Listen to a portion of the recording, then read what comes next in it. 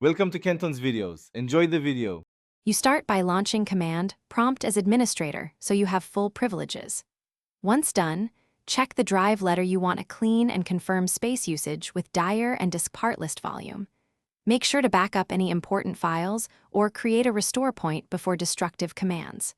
You will also set a working folder and note which folders can be removed. This early caution prevents accidental data loss and lets you run focused. Safer cleanup commands immediately. You perform the middle steps by running targeted commands that remove junk without wiping needed data.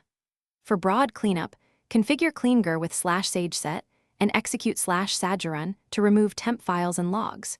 For precise deletions, use del and rmdir/s/q or for files to delete files older than a specified number of days.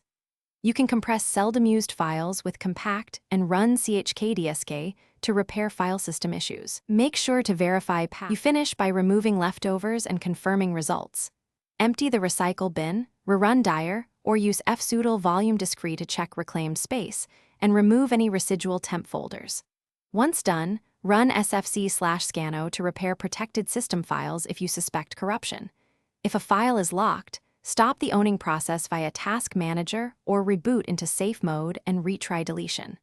One key troubleshooting tip: if deletions fail repeatedly, boot from rescue media to avoid in-use locks and prevent accidental system.